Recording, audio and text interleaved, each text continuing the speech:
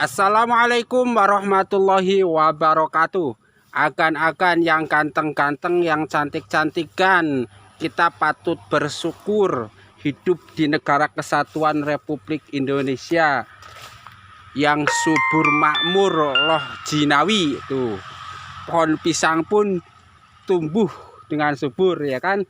Nah, akhir-akhir ini itu saya sering mendengarkan pidato seorang calon presiden, termasuk favorit saya tentunya, ya kan, yang kemana-mana itu jualan rekam jejak. Kita nggak perlu mencaci lawan politik kita karena kita punya rekam jejak. Terangkan saja rekam jejak. Terus terangkan, ketika saya mendengar berulang-ulang tentang rekam jejak, sebagai orang yang sering ke kebun seperti ini nih, maka yang saya ingat waktu itu adalah pohon pisang. Nih, pohon pisang nih, ya kan, tuh. Pohon pisang ini kalau diibaratkan sebuah rekam jejak itu kurang baik apa dia? Dari sejak kecil rekam jejaknya bagus, tumbuh subur. Besar dikit rekam jejaknya bagus, tumbuh subur. Setelah dewasa rekam jejaknya bagus, tumbuh dengan subur hingga akhirnya berbuah. Tetapi apa artinya, kan? Artinya ketika sebuah pohon pisang ini sudah berbuah, sudah menghasilkan rekam jejak yang maksimal, waktunya dia dipotong, seret, ditebang, seret, habislah nih capres. Rekam jejak tinggallah rekam jejak. Maksud saya, kalau kampanyenya hanya rekam jejak saja, maka itu jangan-jangan musuh-musuh politik calon presiden kita itu mengumpamakan beliau itu seperti pohon pisang. Ketika sudah mempunyai rekam jejak terbaik mereka, yaitu buah pisang, maka sudah tidak ada lagi yang bisa diharapkan dari pohon pisang tersebut. Kenapa? Karena pohon pisang berbuah hanya sekali. Sudah punya rekam jejak, ya sudah. Selanjutnya dia memimpin jadi presiden, nggak bisa ngapa-ngapain lagi. Itu kalau rekam jejak diumpamakan seperti sebuah pohon pisang.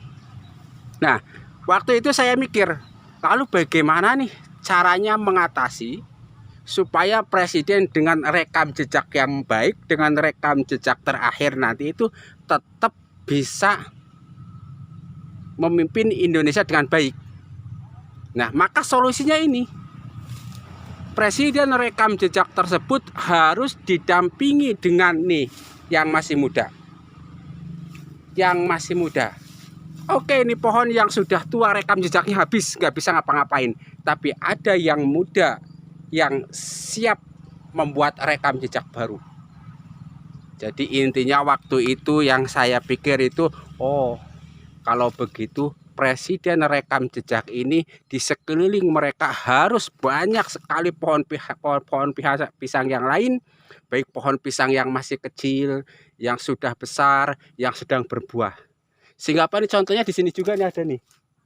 Ya, misalnya ini nih, ini yang sudah mau diambil nih rekam jejak terakhir. Tapi ada pohon pisang lain yang sudah siap memberikan dharma baktinya kepada Indonesia.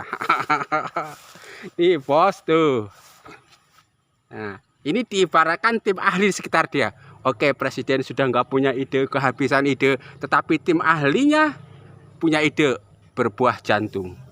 Oke, mungkin sang presiden sudah kehabisan ide karena dia sudah sampai pada puncaknya, yaitu rekam jejak dia. Tuh, tetapi ada tim ahli di sekitar dia yang sedang berbuah lainnya. Dengan kata lain, sebagus apapun rekam jejak seorang capres tuh, dia tidak akan bisa berbuat banyak untuk Indonesia kalau sendirian. Tapi diperlukan orang-orang di sekitar dia yang punya rekam jejak yang bagus banget. Contohnya ini nih.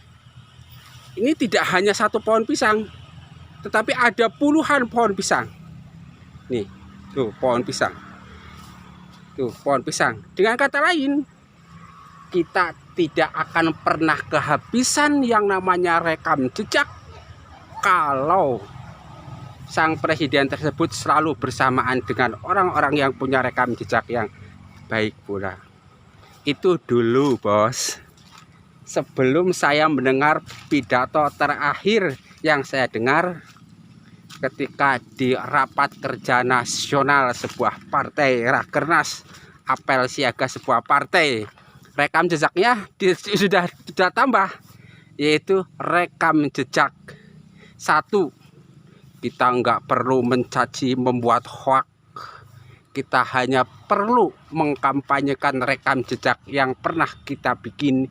Kita hanya perlu mengkampanyekan rekam karya yang pernah kita buat. Kita hanya perlu mengkampanyekan rekam gagasan yang pernah kita punya. Nah, kalau itu sudah komplit, tentu cara memaknai ketiga rekaman ini: 1, rekam jejak; 2, rekam karya; 3, rekam gagasan. Tentu ada dengan 2 cara. Cara memaknai para pendukung dari sang presiden ini, calon presiden itu kan.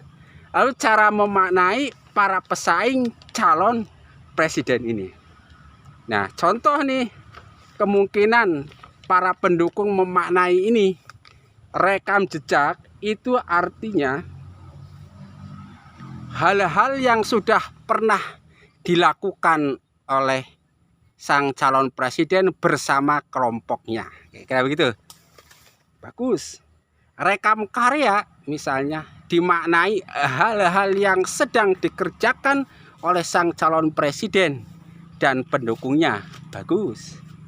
Lalu yang ketiga itu rekam gagasan, yang bisa dimaknani apa-apa yang akan dikerjakan oleh sang calon presiden dan para pendukungnya. Nah, ini mantap.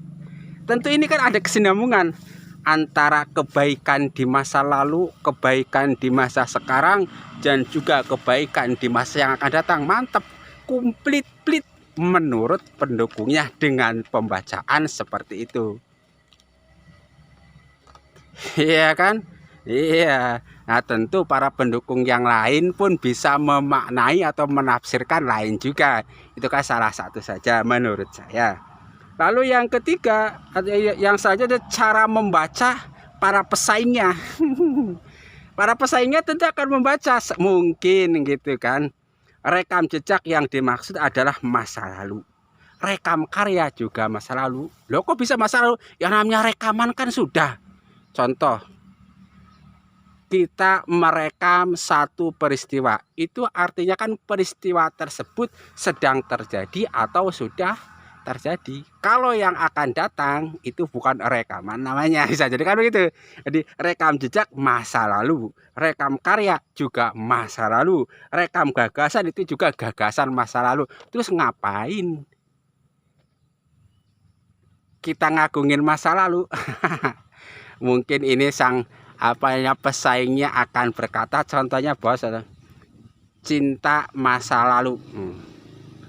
Nah, kalau kita masa lalu kita, ini para bapak-bapak misalnya, kita punya masa lalu yang indah dengan mantan misalnya. Di sana kita berkarya, di sana kita punya rekam jejak, punya gagasan ketika. Tapi kan itu masa lalu. Kita hanya bisa melamun saja. Itu kata pesaingnya rekam. Jadi istilah kata, kalau para pesaingnya dia akan bilang dengan nada kritik, jualan rekaman toh. Kayak begitu. Nah, itu kan. Nah, itulah minimal yang pernah menggelitik pikiran saya ketika mendengar pidato atau ceramah salah seorang calon presiden yang mengatakan rekam jejak yang ingat itu adalah pohon pisang.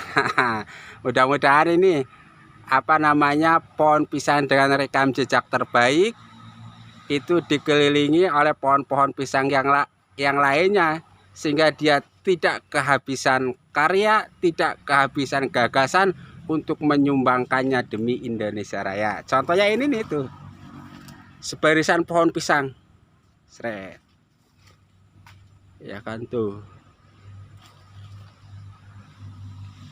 Contohnya ini sebarisan pohon pisang.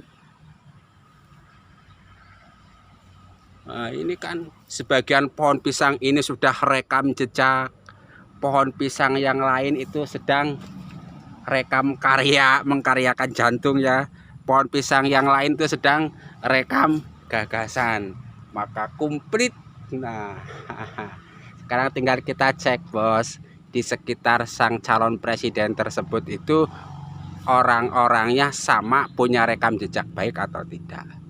Ya, tentu semua calon presiden 2024 merupakan putra-putra terbaik bagi kita. Kita harus memilih salah satunya, baik dengan pertimbangan rekam jejak, baik dengan pertimbangan rekam karya, maupun dengan pertimbangan rekam gagasan. Yang penting kita harus memilih, jangan sampai golput. Sekian dan terima kasih. Wassalamualaikum warahmatullahi wabarakatuh. Jangan lupa untuk like dan subscribe untuk mengikuti pesta pemilu 2024.